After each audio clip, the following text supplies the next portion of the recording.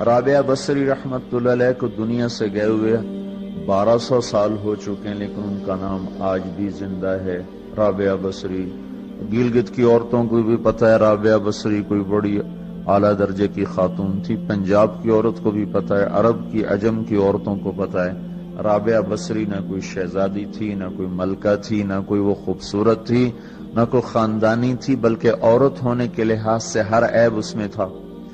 خاندان اچھا ہونا چاہیے تو وہ غلام تھیں، باندی تھی، شکل اچھی ہونی چاہیے تو وہ بدصورت تھیں، کالی تھی۔ پہ چلو شکل بے کیسی ہو، خاندان کیسا، اولاد کے قابل تو ہو، رابعہ بصری اولاد کے قابل بھی نہیں تھی، بانج اس کو کہتے ہیں، جو عورت اولاد کے قابل نہ ہو اس کو اردو میں بانج کہتے ہیں، عربی میں عقیم کہتے ہیں، آپ کی زبان میں بھی کچھ کہتے ہوں گے، ہیں؟ شونی تھی۔ تو اب بتاؤ عورت ہونے کے لحاظ سے کوئی چیز ہے؟ شکل، پہلا تاثر شکل کالی، دوسرا تاثر خاندان غلام، تیسرا تاثر اولاد کے قابل نہیں، بانج ہے، شونی ہے۔ تو 1200 سال کے بعد میں گلگت میں کیوں اس کا نام بلند کر رہا ہوں؟ میں نے کسی بادشاہ کی بیوی کا نام تو نہیں لیا، سکندر کی بیوی اور بنو امیہ اور بنو عباس کی ملکہ اور بیگمات ان کے نام تو نہیں لیے، میں کہہ رہا ہوں رابعہ بصری۔ ان کی عادت یہ تھی، وہ روزانہ عشاء کی نماز کے بعد غسل کر کے کپڑے بدل کے اپنے خامن سے پوچھتی آپ کو میری ضرورت ہے؟ اگر وہ کہتے کوئی نہیں ہے تو پھر پوچھتی مجھے اجازت ہے؟ وہ کہتے اجازت ہے تو پھر مصلی پہ کھڑی ہو جاتی ہے اور فجر کی نماز تک مصلی پر کھڑی رہتی تھی۔ ان کا خامن جلدی فوت ہو گیا، جوانی میں ہی بیوہ ہو گئی، تو حسن بصری بصرہ کے امام، کیا سارے مسلمانوں کے امام تھے، وہ خود آئے، خود چل کے آئے کہ میں آپ سے شادی کرنا چاہتا ہوں۔ وہ کوئی شادی کا شوق نہیں تھا ان کو، وہ تو اولاد کے قابل نہیں، شکل صرف ان کی نیکی اور ان کا جو اللہ سے تعلق تھا، ان کو یہ لالچ ہوا کہ یہ میری بیوی ہو جائے تو اس کی طفیل شاید میری بخشش ہو جائے۔ تو ان کے پاس آئے، کہنے لگے رابعہ میں آپ سے شادی کرنا چاہتا ہوں، خود پیغام لے کر آئے۔ تو انہوں نے فرمایا میری 4 باتوں کا جواب دے دو تو میں شادی کر لیتا ہوں۔ کہنے لگے کیا؟ کہ یہ بتاؤ میں جنتی ہوں کہ دوزخی ہوں؟ کہنے لگے یہ تو میں کچھ نہیں کہہ سکتا۔ اچھا یہ بتاؤ جب اللہ تعالیٰ قیامت میں اعمال نامے اڑائے گا، کسی کے سیدھے ہاتھ میں آئے گا، کسی کو الٹے ہاتھ میں آئے گا، میرے سیدھے ہاتھ میں آئے گا کہ الٹے ہاتھ میں آئے گا؟ کہنے لگے یہ بھی کچھ نہیں بتا سکتا۔ کہنے لگے اچھا یہ بتاؤ جب اللہ نیکیوں کو تولے گا، کسی کی نیکیاں بڑھ جائیں گی، کسی کے گناہ بڑھ جائیں گے، میرے گناہ زیادہ ہوں گے نیکیاں زیادہ ہوں گی؟ کہ یہ بھی نہیں بتا سکتا۔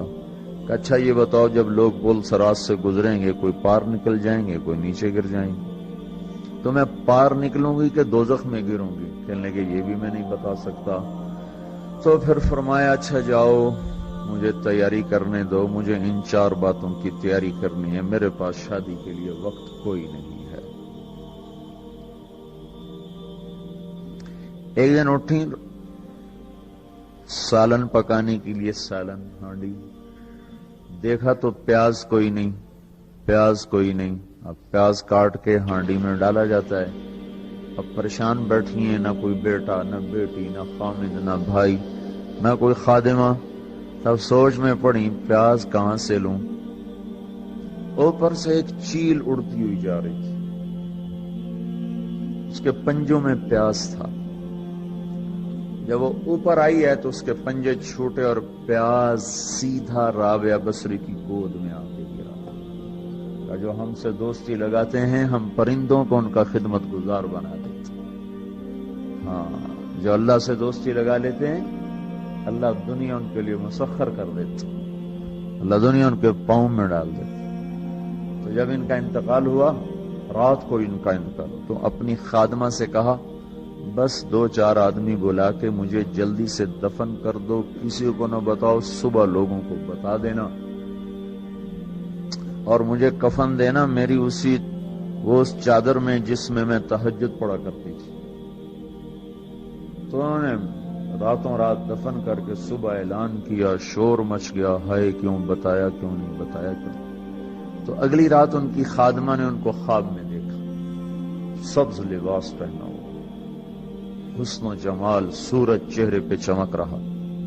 پوچھا آپ کے ساتھ کیا ہوا؟ کہا میرے اللہ نے میرے ساتھ بہت عمدہ معاملہ کیا۔ کہا آپ کی وہ چادر کہاں گئی جس میں آپ کو کفن دیا تھا؟ کہا وہ اللہ تعالیٰ نے اتار لی ہے اور مجھے جنت کا جوڑا پہنایا ہے، اور اس چادر کو اللہ نے سنبھال کے رکھا ہے، جب قیامت کے دن میری نیکیوں کو اللہ تولے گا تو اس چادر کو بھی اس میں تولے گا۔ انہوں نے پوچھا منکر نکیر کا کیا ہوا؟ سوال جواب ہوتا ہے نا، منکر نکیر آتے ہیں، ان کا کیا ہوا؟ کہا وہ آئے تھے تو انہوں نے مجھ سے کہا من رب کی، تیرا رب کون ہے، تیرا رب کون ہے؟ تو میں نے منکر نکیر سے کہا جس اللہ کو 40 سال نہیں بھلایا اس کو 4 ہاتھ زمین کے نیچے آ کر میں بھول جاؤں گی۔ یہ نہیں کہا ربی اللہ ہے، بلکہ ان کو یوں کہا کہ جس رب کو 40 سال میں نہ بھلا سکی اس کو 4 ہاتھ زمین کے نیچے آ کر میں بھول جاؤں گی۔ تو منکر نکیر نے کہا اس کا آگے کیا حساب لینا، چلو بھائی واپس چلو، چلو بھائی واپس چلو۔ یہ بات آپ نے حضرت عمر سے فرمائی تھی، عمر وہ کیا دن ہوگا جب تو قبر میں ہوگا اور منکر نکیر آئیں گے زمین کو چیرتے ہوئے، اور ان کے ہاتھ میں ہتھوڑا ہوگا، ساری دنیا کے انسان جن اٹھانا چاہیں تو اٹھا نہیں سکیں گے، اور ان کی آواز میں بجلی کی کڑک ہوگی، اور وہ زمین کو چیرتے ہوئے آئیں گے، ان کے دانت لمبے ہوں گے، تو وہ آ کر تم سے سوال کریں گے من ربک ما دینک من نبیک۔ تو حضرت عمر کہنے لگے یا رسول اللہ میرے ہوش ٹھیک ہوں گے، جیسے میں اب بیٹھا ہوں میں ایسے ہوں گا؟ تو ہمارے نبی نے فرمایا ہاں تو ایسے ہی ہوگا جیسے تو اب بیٹھا ہوا ہے۔ تو کہنے لگے پھر میں اچھی طرح ان سے نمٹ لوں گا۔ تو جبریل آئے، جبریل آئے، کہنے لگے یا رسول اللہ ہم دیکھ رہے ہیں آگے کہ عمر کو جب قبر میں ڈالا جائے گا اور آ کر منکر نکیر ان سے سوال کریں کہ من ربک، تو یہ کہیں گے ربی اللہ فمن ربکما، میرا رب تو اللہ ہے، تم بتاؤ تمہارا رب کون ہے؟ میرا دین تو اسلام ہے، تم بتاؤ تمہارا دین کیا ہے؟ تو وہ منکر نکیر کہیں گے عجیب بات ہے، ہم تمہارا حساب لینے آئے کہ تم ہمارا